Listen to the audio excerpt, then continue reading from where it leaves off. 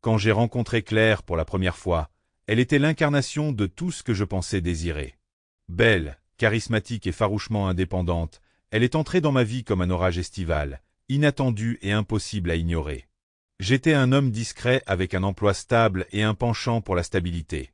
Chef de projet senior dans une entreprise de construction de taille moyenne, j'aimais l'ordre. Claire, elle, était le chaos, du genre gentil au début. Nous nous sommes mariés 2 ans après notre rencontre, et pendant un temps, j'ai cru avoir gagné à la loterie. Elle illuminait mes journées, me sortant de ma routine confortable et m'apprenant à vivre un peu. Nos amis disaient que nous étions un couple parfait, le feu et le rock.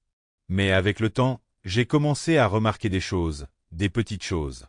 Des nuits blanches au travail qui n'avaient aucun sens, des conversations à voix basse dans un coin de la maison quand elle pensait que je ne l'écoutais pas, et la lueur omniprésente de son téléphone qui semblait l'occuper plus que moi. Je me disais que c'était dans mes rêves, que je l'aimais trop pour croire le contraire, jusqu'à ce que je ne puisse plus l'ignorer. Claire me trompait. Ce n'était plus un soupçon, c'était un fait. Je l'ai découvert par une froide nuit de janvier, lorsqu'elle a oublié de fermer sa boîte mail sur notre ordinateur portable commun. Je n'oublierai jamais la sensation de malaise que j'ai ressentie en relisant fil après fil ses conversations avec lui. James, ce type était tout ce que je n'étais pas, tapax sans grave-l'œil, riche et téméraire. Claire ne prenait même pas la peine de cacher ses sentiments dans ses messages. « Je ne supporte plus d'être avec lui », écrivait-elle, en parlant de moi, l'homme qu'il aimait. « Il est ennuyeux, tout ce qui l'intéresse, c'est travailler et économiser pour l'avenir. » Je suis resté assise là pendant des heures, les yeux rivés sur l'écran, sentant la vie que j'avais construite s'effondrer autour de moi. Mais quand la colère est arrivée, une fureur lente et latente, je n'ai pas réagi. Je n'ai pas crié. Au lieu de cela, je me suis promis une chose, je ne la laisserai pas gagner. Le lendemain matin, je l'ai embrassée comme si de rien n'était. Je lui ai dit que je rentrerais tard du travail. J'ai joué mon rôle à la perfection, masquant la trahison qui me rongeait de l'intérieur. J'avais besoin de temps pour réfléchir, de temps pour planifier. Et surtout, de temps pour me préparer à ce qui allait arriver. J'ai engagé un détective privé le jour même. Je voulais des preuves réelles et irréfutables qui démontraient ses mensonges. Il m'a fallu 2 semaines, 2 semaines de comptes rendus esséurants du détective privé, de photos de Claire et James à l'hôtel, au restaurant, et même dans notre voiture. Je me suis senti idiote. La maison où nous vivions, la voiture que nous conduisions, j'ai tout payé pendant qu'elle me prenait pour un idiot. Mais je n'allais pas rester idiot longtemps. Quand j'ai confronté Claire, j'ai gardé mon calme, presque clinique. Elle est rentrée tard un soir, sentant son eau de Cologne, et j'étais assis à la table de la cuisine, un dossier rempli de preuves devant moi. « Il faut qu'on parle », ai-je dit doucement. Elle s'est figée, son manteau à moitié enlevé. « À propos de quoi ?» J'ai fait glisser les photos sur la table. Ça. Son visage s'est vidé de ses couleurs tandis qu'elle les feuilletait, la façade se fissurant en temps réel. « Tu m'espionnais » siffla-t-elle, la voix aigrie par l'indignation, comme si elle était la victime. « Je mérite la vérité », répondis-je d'un ton neutre. « Combien de temps ? Est-ce important » s'exclama-t-elle. « Tu n'es pas vraiment innocent, tu sais. Tu es froid, ennuyeux. Tu ne te soucies plus de moi depuis longtemps. » Je me suis donné à fond pour nous donner une vie, dis-je, élevant la voix pour la première fois. Mais tu as raison sur un point, Claire. Ce mariage est terminé. Ses yeux se plissèrent. D'accord, si c'est ce que tu veux. Mais ne pense pas que tu t'en sors indemne. J'ai parlé à mon avocate et je vais obtenir tout ce que je mérite.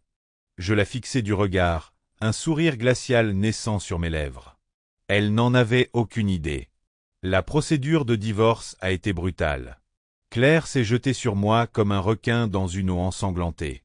Elle voulait la maison, la voiture, la moitié de mes économies et une pension alimentaire mensuelle. Son avocat était rusé, agressif et semblait les croire intouchables. Pour Claire, ce n'était pas qu'une question d'argent. Il s'agissait de gagner, de prouver qu'elle pouvait me détruire et s'en sortir en riant. Pendant un temps, on aurait cru qu'elle le ferait. Elle jouait magnifiquement le rôle de l'épouse abandonnée. Pleurant à l'improviste, elle me présentait comme le mari froid et négligent qui l'avait poussée à chercher du réconfort ailleurs. Je n'en pouvais plus, mais je me suis tu, laissant mon avocat faire son travail. Puis le jour de l'audience finale est arrivé. Claire était assise de l'autre côté de la salle d'audience, suffisante et radieuse, comme si elle avait déjà gagné. Son avocat a prononcé une plaidoirie de clôture impeccable, expliquant qu'elle méritait un soutien financier pour maintenir le style de vie auquel elle s'était habituée. Les yeux de Claire brillaient lorsqu'elle me regardait. « Tu as perdu », semblait-il dire. Mais ensuite, ce fut mon tour. Mon avocat s'est levé, un fin dossier en papier Kraft à la main. « Votre honneur, nous avons une dernière preuve à présenter. » Claire fronça les sourcils. Son avocat nous lança un regard incrédule. « Qu'est-ce que c'est ?» Mon avocat eut un léger sourire. Relevé bancaire, rapport d'enquêteur privé, et surtout, la preuve que Madame Thompson avait commis une fraude pendant le mariage. Le silence se fit dans la salle. « Fraude ?» demanda le juge en se penchant en avant. Mon avocat a acquiescé. « Oui, votre honneur. Au cours des 2 dernières années, Madame Thompson a transféré de l'argent des comptes conjoints vers un compte secret distinct à son nom. Des fonds destinés au remboursement hypothécaire et aux dépenses du ménage ont été détournés à l'insu de M. Thompson. Nous disposons également de preuves de dons et de virements importants à un tiers, un certain James Richard. » Le visage de Claire devint blême. Son avocat semblait avoir reçu un coup de poing dans le ventre. J'ai finalement parlé, d'une voix calme mais ferme. « Votre honneur, ma femme ne m'a pas seulement trahi. Elle m'a volé. Elle a menti.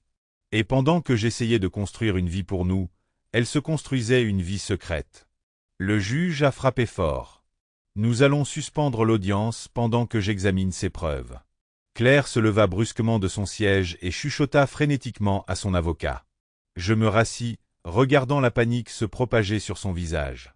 Elle pensait pouvoir tout me prendre. Elle m'a sous-estimé. À son retour, le juge a rendu un verdict rapide et accablant pour Claire.